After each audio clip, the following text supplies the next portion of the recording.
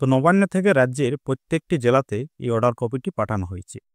এই অর্ডার কপিটাতে কি রয়েছে না, আপনার পূর্বপুরুষ যে সকল জমি বা যে সকল সম্পত্তি সরকারি প্রতিষ্ঠানের জন্য দান করেছে, যেমন স্কুল, কলেজ, হাসপাতাল, এইসব প্রতিষ্ঠানের জন্য যে জমি দান করেছে, সেই জমিগুলো সরকার এখন সেই প্রতিষ্ঠানের নামে রেকর্ডটি করবেন।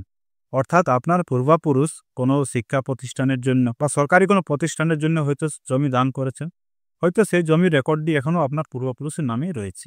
না হয় সেই রেকর্ডটি হয়তো আপনারাও ওয়ারিশ সূত্রে আপনাদের নামে রেকর্ডটি করে নিয়েছেন, কিন্তু এবার থেকে সেই রেকর্ডটি কিন্তু সরকার কেটে নেবে। অর্থাৎ যে প্রতিষ্ঠানের জন্য জমিটি দান করা হয়েছে সেই প্রতিষ্ঠানের নামে রেকর্ডটি করা হবে। এবং তাছাড়া যে সকল জমিগুলো সরকার অধিগ্রহণ করেছে, এখনও সেই রায়ত বা জমি মালিকের নামেই সেই রেকর্ডটি যদি থেকে থাকে, তাহলে সেই জমিগুলো সরকার কিন্তু এবার থেকে তাদের খতিয়ানে, অর্থাৎ সরকারি খতিয়ানে সেই রেকর্ডগুলো কিন্তু তুলবে। তারই কিন্তু অর্ডার প্রত্যেকটি জেলাতেই পাঠানো হয়েছে। তো চলুন আপনারা সেই অর্ডার কপিটি দেখাচ্ছি, সেটাতে আর কি কি রয়েছে। তো দেখুন, এটা হচ্ছে সে নবান্নের থেকে দেওয়া অর্ডার কপি। কপিটি কত তারিখে দেওয়া হয়েছে? 9/6/2025। এই বিভাগের নজর এসেছে কিছু ক্ষেত্রে যেসব জমি কয়েক দশক ধরে বিভিন্ন সরকারি প্রতিষ্ঠান, সরকারি কর্তৃপক্ষের অবাধ দখলে রয়েছে এবং যেসব জমিতে সরকারি অফিস, সরকারি প্রতিষ্ঠান রয়েছে, সেগুলো এখনও সংশ্লিষ্ট সরকারি বিভাগ, প্রতিষ্ঠান বা সরকারি কর্তৃপক্ষের অনুকূলে অধিকারের রেকর্ডে রূপান্তরিত হয়নি। এবং কিছু ক্ষেত্রে এর ফলে এই ধরনের জমির মালিকানা এবং এই ধরনের জমির জন্য ক্ষতিপূরণ দাবির মামলা মোকদ্দমা চলছে। দেখা গেছে যে অতীতে কিছু দানশীল ব্যক্তি এবং সমাজসেবী ব্যক্তি কর্তৃক সরকার এই ধরনের জমি উপহারের মাধ্যমে পেয়েছিল, কিন্তু এই ধরনের জমির ক্ষেত্রে অধিকারের রেকর্ড আপডেট না হওয়ার সুযোগ নিয়ে যাদের নাম অধিকারের রেকর্ডে লিপিবদ্ধ রয়েছে, তাদের উত্তরাধিকারী বেশ কয়েক দশক পরে অনেক দেরিতে এই জমির জন্য ক্ষতিপূরণ দাবি করছেন। যতক্ষণ পর্যন্ত এই ব্যক্তিরা যারা জমি দান করেছিলেন বা যাদের কাছ থেকে জমি অধিগ্রহণ করা হয়েছিল তারা জীবিত ছিলেন, ততক্ষণ পর্যন্ত তারা বা তাদের পরিবারের কোনো সদস্যই কখনো এই ধরনের জমির বিরুদ্ধে কোনো আপত্তি বা ক্ষতিপূরণ দাবি করেননি। এমনকি তাদের মৃত্যুর পরেও নতুন জমি অধিগ্রহণ আইন অর্থাৎ RSCTLRA আইন 2013 না আসা পর্যন্ত খুব কমেই কোনো দাবি করা হয়েছিল। 2013 সালের আইনের অধীনে ক্ষতিপূরণের আকর্ষণীয় শর্তাবলী দ্বারা অনুপ্রাণিত হয়ে এই ব্যক্তিদের কিছু উত্তরাধিকারীরা কয়েক দশক ধরে আনুষ্ঠানিক রেকর্ডের অনুপস্থিতির সুযোগ নিয়ে আদালতে পিটিশন দাখিল করে বিলম্বে এই ধরনের দাবি করছেন, যা এই ধরনের বিলম্বিত বা পুরনো দাবি আইনত গ্রহণযোগ্য নয়।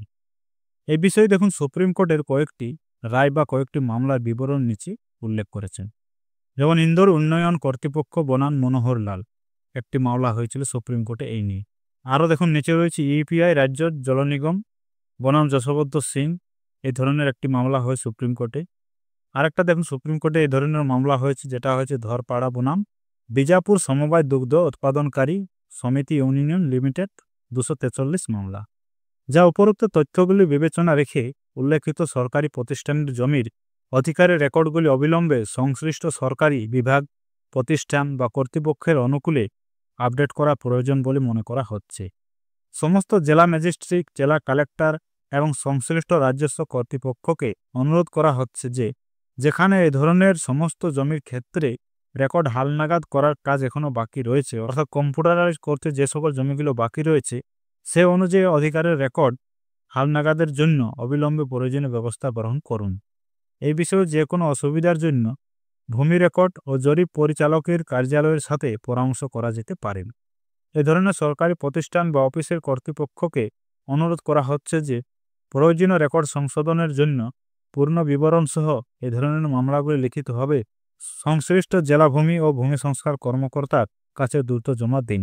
অর্থাৎ নবান্ন থেকে রাজ্যের প্রত্যেকটি বিএলআর অফিসে এই অর্ডারটি পাঠানো হয়েছে এবং তাদেরকে আদেশ দেওয়া হয়েছে যে সকল জমিগুলো দান করা হয়েছে এবং সেই দানকৃত জমি এখনও সেই প্রতিষ্ঠানের নামে যদি রেকর্ডটি না হয়ে থাকে, তাহলে দ্রুত সেই রেকর্ডগুলো করতে হবে। যদি কোথাও কোনো ভুল ত্রুটি থাকে তাহলে সেই লিখিতটা ডিএলআর অফিসে পাঠাতে হবে।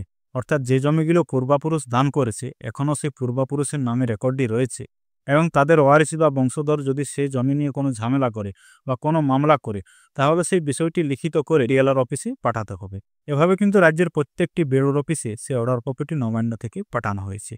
অর্থাৎ আপনার পূর্বপুরুষ যে জমি দান করেছেন সেই দানের আপনি কোনো ক্ষতিপূরণও দাবি করতে পারবেন না এবং রেকর্ডটিও কিন্তু আপনার থেকে সরকার কেটে নেবে। অর্থাৎ যে প্রতিষ্ঠানে আপনার পূর্বপুরুষ জমিটি দান করেছেন সেই প্রতিষ্ঠানের নামে রেকর্ডটি কিন্তু করা হবে। তো নবান্নের থেকে দেওয়া সেই অর্ডার কপিটাতে সেটা কিন্তু উল্লেখ করা রয়েছে। তো যাই হোক, ছোট্ট আপডেট আজকের এই ভিডিওতে আপনাকে জানালাম। ভিডিও ভালো হলে লাইক করবেন, চ্যানেলে নতুন হয়ে থাকলে পরবর্তী ধরনের জমি সংক্রান্ত ভিডিও দেখার জন্য অবশ্যই চ্যানেলটিকে সাবস্ক্রাইব করে রাখবেন।